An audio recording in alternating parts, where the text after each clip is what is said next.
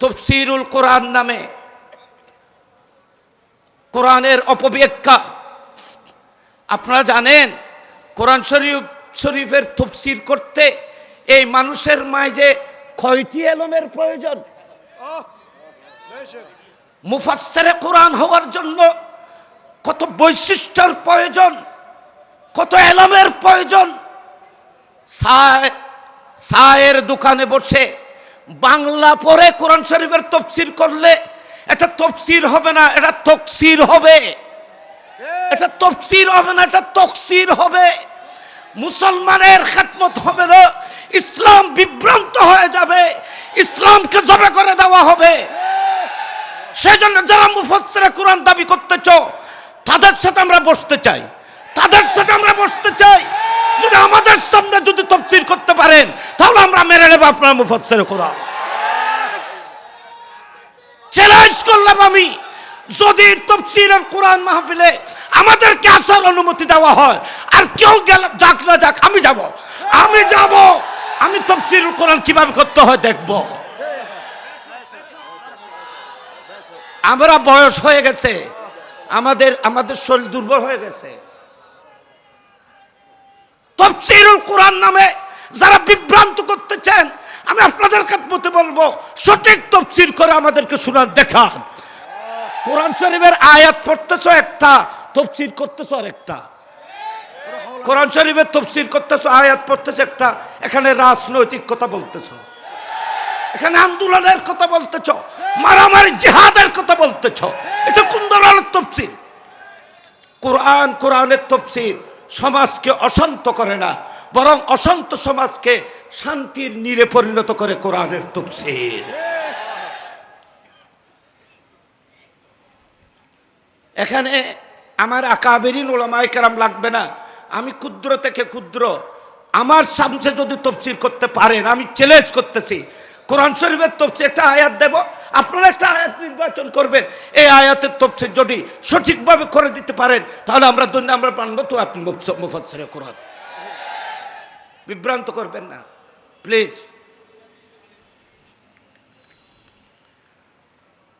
কোরআন শরীফে আল্লাহ রাব্বুল আলামিন লফজ দলের মানা কোরআনে মহব্বত করে বলেছেন।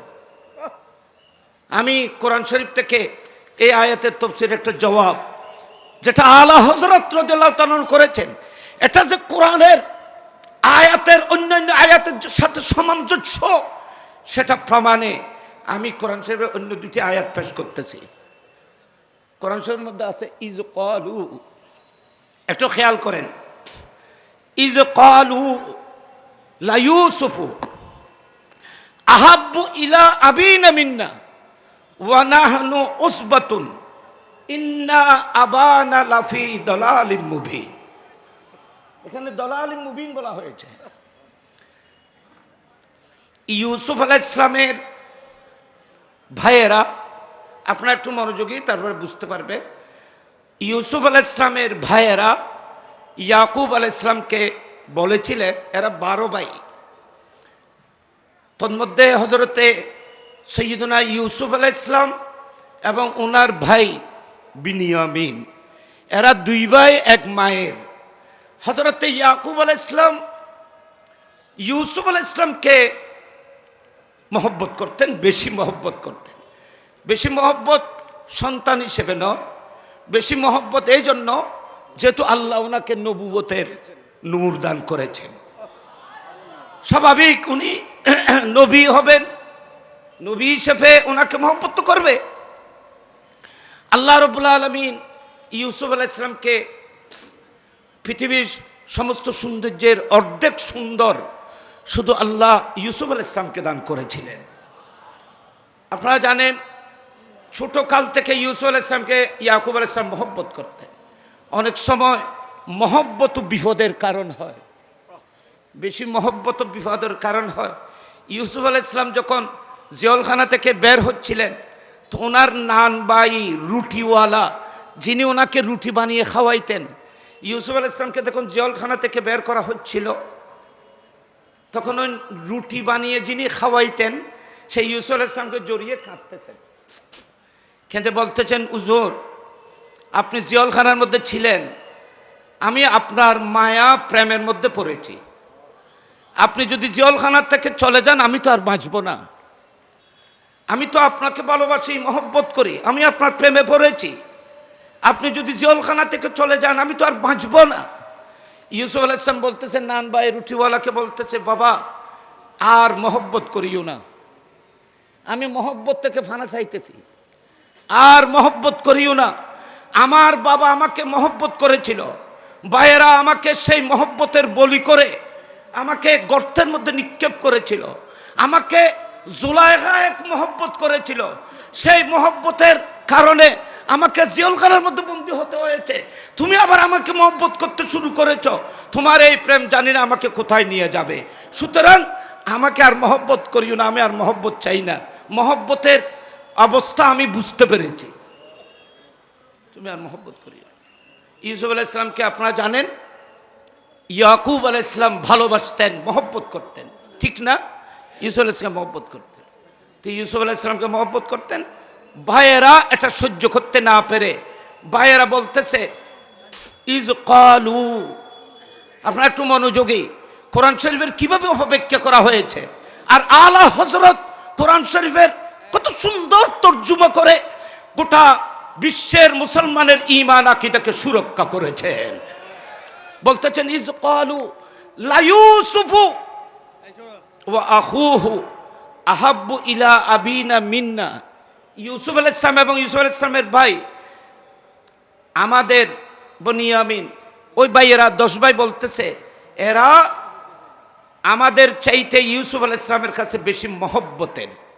হয়তো আমরা আমাদের বাবাকে এই দুজনের মহব্বতের মধ্যে বিভোর পেয়েছি। এখানে দালালিম মুবিন বলা আছে, ক্বালু লা ইউসুফু ওয়া আখুহু আহাব্বু ইলা আবিনা মিন্না ইন্না আবানা লাফি দালালিম মুবিন। আমাদের বাবাকে আমরা স্পষ্ট গুমরাহির মধ্যে পেয়েছি। এটা কি তর্জমা? এটা তো তাফসীর কেউ করে নাই। এটা বলতেছে আমার বাবাকে ইউসুফ আলাইহিস সালামের প্রেমের মধ্যে বিভোর পেয়েছি। আল্লাহু আকবার বলেন, আল্লাহু আকবার। আচ্ছা, কোরআন শরীফের মধ্যে আরো আছে,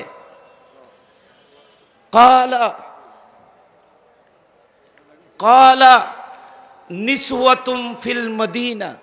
এখানে হাফেজ কোরআন আছেন, কালা নিসওয়াতুন ফিল মদিনা ইমরাতুল আজিজ তুরাবিদু ফাতাহা আন নাফসিহি কাদ শাগাফাহা হুব্বান ইন্না লানারাহা ফি দালালিম মুবিন। দেখেন, ইউসুফ আলাইহিস সালামের মহব্বতের মধ্যে যখন জুলাইখা যখন পাগল ছিল, সেই মিশরের মেয়েরা বলেছিল আমরা জুলাইখাকে ইউসুফ আলাইহিস সালামের প্রেমের মধ্যে বিভোর পেয়েছি, সেখানে শব্দ দালাল ব্যবহার করা হয়েছে। তাহলে বোঝা যাচ্ছে কোরআন বলতেছে লফজ দালাল গুমরাহির অর্থে ব্যবহার হয় না, শুধু লফজ দালালের অর্থ হলো প্রেমের মধ্যে বিভোর হওয়া। আলা হযরত বলতেছেন, এখানে আল্লাহ বলেছেন, হে মাহবুব আমি আমাকে পাওয়ার প্রেমের মধ্যে বিভোর পেয়েছি, শেষ পর্যন্ত আমিও আপনাকে ধরা দিয়েছি, আপনার কলিজা ঠান্ডা করেছে, মেরাজে মোলাকাত দিয়েছি। এটাই হলো তো এই আয়াতের তাফসীর আরো বললাম, বা অনেক লম্বা আলোচনা, এগুলো কম সময়ের মধ্যে হয় না। আমি যেটা আয়াত আমাকে দিয়েছেন, এগুলো আহলুস সুন্নাত ওয়াল জামাতের যে 4টা দলিল, এটার নস হলো দলিল হলো কোরআন শরীফের এই আয়াত। দেখেন, আল্লাহ বলতেছেন আতিউল্লাহ, এই ইমানদাররা তোমরা আল্লাহর ইতাআত করো। আল্লাহর ইতাআত মানে কোরআন। তো আহলুস সুন্নাত ওয়াল জামাতের দলিল 4টা, একটা হলো কিতাবুল্লাহ, একটা হলো সুন্নতের সুল্লাহ, একটা হলো ইজমা, আর একটা হলো কিয়াস।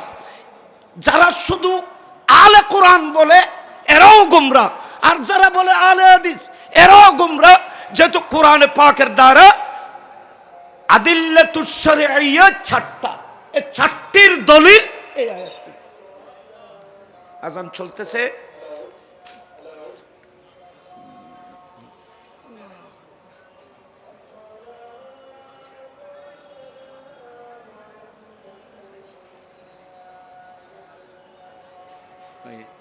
নফরের সময় ইন্দিগো এটা দিয়ে খাতা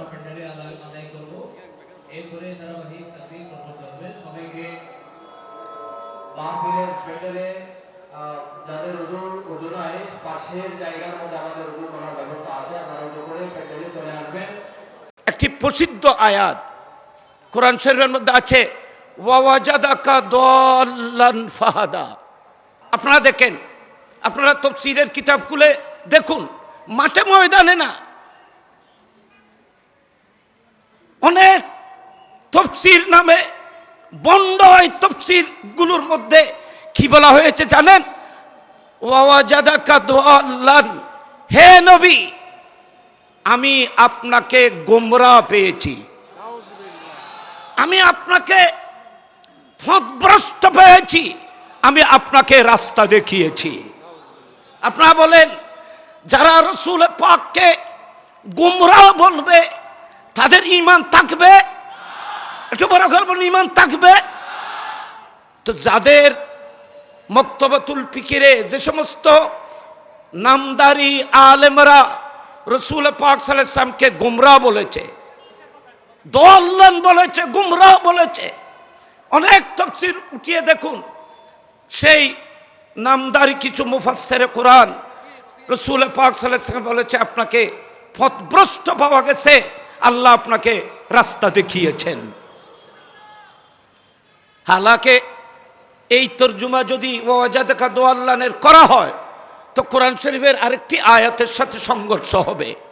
আল্লাহ কোরআন শরীফের মধ্যে বলেছেন, ওয়ান নাজমি ইজা হাওয়া মা দাল্লা সাহিবুকুম ওয়া মা গাওয়া। ওয়ান নাজমি ইজা হাওয়া, আমি এটা তাফসীর করছি না। ওয়ান নাজমি ইজা হাওয়া, নজম মানি রাসূল পাক। হযরতে জাফর সাদিক রাদিয়াল্লাহু তাআলা বলেছেন নজম মানি রাসূল পাক। আল্লাহ বলতেছেন, এ আমার নূরের তারা মুস্তাফা, আপনার পৃথিবীতে আসার কসম করতেছি, আপনার মেরাজে যাওয়ার কসম করতেছি। মা দাল্লা সাহিবুকুম ওয়া মা গাওয়া, এ আমার মাহবুবের সাহাবারা, বিশ্ববাসী, আমি আল্লাহ এলান করতেছি তোমাদের সাহেব যিনি অর্থাৎ মুস্তাফা আমার নবী কখনো গুমরাহ ছিল না, পথভ্রষ্ট আমার মাহবুব কখনো ছিল না। তো আল্লাহ খুদ বলতেছেন আমার নবী কখনো পথভ্রষ্ট ছিল না, গুমরাহ ছিল না, নবীর আকীদার মধ্যেও কোনো ত্রুটি ছিল না, নবীর আমলের মধ্যেও কোনো ত্রুটি ছিল না। আমার নবীর জীবন পবিত্র থেকে পবিত্র, নবীর বাতিনও পবিত্র, নবীর জাহেরও পবিত্র ছিল। এই গ্রান্টি খুদ আল্লাহ দিয়েছেন। আপনারা বলেন এটা কি কোরআনের অপব্যাখ্যা নয় যে রাসূল পাক দুশে গুণে মানুষ? রাসূল পাক দুশে গুণে, আপনারা বলেন তো নবী যদি দুশে গুণে হয়, নবীর মাঝে যদি দোষ মানা হয়, আপনারা বলেন রাসূল পাকের মধ্যে যদি দোষ মানা হয় তো ঈমান থাকবে? আচ্ছা আপনারা একটা কথা বলেন, নবীদেরকে নবুয়তের জন্য নির্বাচন কি আমরা করেছি না আল্লাহ করেছেন? নবী কাহারু নির্বাচনে হয় না, কারো ভোটে নবী হয় না, নবুয়ত ইবাদতের মাধ্যমে অর্জিত হয় না। নবুয়তের জন্য আল্লাহ পৃথিবী থেকে আল্লাহর বান্দাদেরকে নির্বাচিত করেছেন। কাকে নবুয়ত দান করবেন এটা আল্লাহ নির্বাচিত করেছেন। আমাদের নবীকে আল্লাহ সৈয়দুল আম্বিয়া হওয়ার জন্য নির্বাচিত করেছেন, সৈয়দুল মাসুমিন হওয়ার জন্য আমাদের নবীকে আল্লাহ পাক রব্বুল আলামিন নির্বাচিত করেছেন। আমি কোরআন শরীফের আমাকে যেই আয়াতটির আলোচনা করতে দেওয়া হয়েছে, এখানে আল্লাহ কি বলেছেন? বিসমিল্লাহির রহমানির রহিম, ইয়া আইয়ুহাল্লাযীনা আমানু, এ ঈমানদাররা, আতিউল্লাহ ওয়া আতিউর রাসূল। আপনারা বলেন এখানে আল্লাহ কি বলতেছেন, কি ইরশাদ হচ্ছে? এ বিশ্বের ঈমানদাররা, তোমরা আল্লাহর ইতাআত করো, আল্লাহর অনুগত হও, আল্লাহর নির্দেশাবলীকে মানো এবং আমার নবী মাহবুবের এতাআত করো। বলেন কার এতাআত করতে বলেছেন? রসুল পাকের। আপনারা বলেন রসুল পাকের যদি এতাআত করতে হয়, এখানে কোনো কয়েদ আনা হয় নাই, মুতলাকান আল্লাহ বলেছেন তোমরা আমার মাহবুবের এতাআত করো, আমার নবীর অনুসরণ করো, আমার নবী যা বলবেন এগুলো শুনো, আমার নবী যা করবেন এগুলোকে তোমরা অনুসরণ করো। মা আতাকুমুর রাসূলু ফাখুযুহু ওয়া মা নাহাকুম আনহু ফান্তাহু। আমার নবী যা দেবেন তা নাও, আমার নবী যেগুলো থেকে নিষেধ করবেন এগুলো তোমরা বর্জন করো। আপনারা বলেন আল্লাহর কোরআন বলেছেন আমার নবীর এতাআত করো, এতাআত করো। তো আমরা যদি রসুল পাকের এতাআত করি, নবীর মাঝে যদি গুনাহ থাকে তাহলে তো গুনাহরও এতাআত করতে হবে। দোষে গুণে যদি হয় তো মুস্তাফার ফেলের মধ্যে কাজের মধ্যে যদি দোষ আর গুণ থাকে তাহলে দোষ আর গুণ দুটির এতাআত করতে হবে, ফরজ হয়ে যাবে। যেহেতু আল্লাহ কোরআনে বলেছেন আমার মাহবুবের এতাআত করো, তাহলে বোঝা যাচ্ছে আল্লাহ মুস্তাফাকে এত পবিত্র করেছেন, মুস্তাফার প্রতিটি কার্যক্রমকে উম্মত অবলম্বন করবে, এতাআত করবে। প্রায় 40-এর ঊর্ধ্বে কোরআন শরীফের মধ্যে আয়াত আছে শুধু আতিউল্লাহ ও আতিউর রাসূল। এই আয়াতগুলো মুস্তাফার ইসমতের দলিল। আমার নবীর সবকিছু পাক পবিত্র, নবীর জাতের মধ্যে কোনো ধরনের গুনাহ যদি কেউ মানে তার ঈমান থাকবে না, ঈমান বের হয়ে যাবে, কাফের হয়ে যাবে। ঠিক কিনা বলেন? সে কাফের হয়। তো কাফেরের সাথে মুমিনের সাথে কিভাবে সম্পর্ক থাকতে পারে?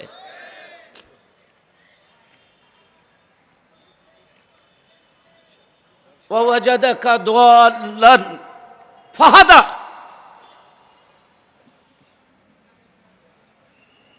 আপনাকে আল্লাহ গুমরাহ পেয়েছেন, পথভ্রষ্ট, আপনাকে হেদায়েত দিয়েছেন।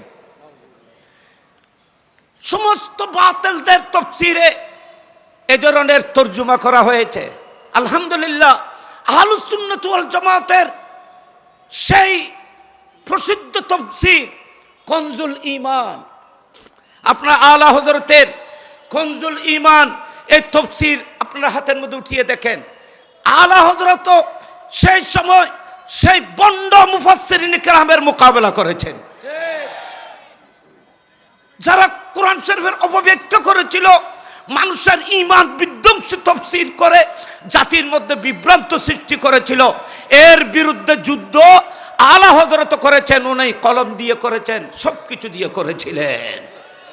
উনি বলতেছেন কনজুল ঈমান, এখানে আমার সামনে ওনার তরজমাতুল কোরআন কনজুল ঈমান এখানে আমার সামনে আছে, তাফসীর সহ কোরআন শরীফের তাফসীর। উনি কি করেছেন? মাহবুব আমি আপনাকে আমার প্রেমের মধ্যে বিভোর পেয়েছি। আল্লাহু আকবার বলেন। এ মাহবুব আমি আপনাকে আমার প্রেমের মধ্যে বিভোর পেয়েছি, আমি আপনাকে ধরা দিয়েছি, আপনাকে মেরাজ দিয়েছি, মোলাকাত করেছি। একটু বড় করে বলুন না সুবহানাল্লাহ। দেখেন কত সুন্দর তাফসীর। সেই জন্য খুদ কোরআন বলেছেন ইউদিল্লু বিহি কাসীরান ওয়া ইয়াহদি বিহি কাসীরা। দেখেন এই কোরআন এটা একটা ইমতিহান। এই কোরআন এমন একটি নিয়ামত, এমন একটি জিনিস যে কোরআন কিয়ামত পর্যন্ত বাতিল আর হককে কোরআন কিয়ামত পর্যন্ত পার্থক্য করতে থাকবে। কোরআন খুদ কোরআন বাতিল আর হকের মাঝে পার্থক্য করতে থাকবে। আলা হযরত বলতেছেন মাহবুব আমি আপনাকে আমার প্রেমের মধ্যে বিভোর পেয়েছি। ওয়াজাদাকা দাল্লান, মাহবুব আমি আপনাকে আমার প্রেমের মধ্যে বিভোর পেয়েছি, আমি আপনাকে আমার সাক্ষাৎ দিয়ে আপনাকে ধন্য করেছি। যার প্রেমের মধ্যে আপনি বিভোর ছিলেন সেই আল্লাহর সাথে দিদারে আমি আপনাকে ধন্য করেছি, সেই মহান আল্লাহর সাথে আপনার সাথে দিদারের ব্যবস্থা করেছি। কত সুন্দর তাফসীর। আচ্ছা আলা হযরতের এই তাফসীর কোরআন এবং হাদিসের সব কিছুর সাথে মিলতেছে। আমি তো এটা আমার বিষয় ছিল না, আমি শুধু দুঃখ করে বলতেছি যে এগুলো মায়ে কেরাম এতক্ষণ পর্যন্ত আপনারা শুনেছেন।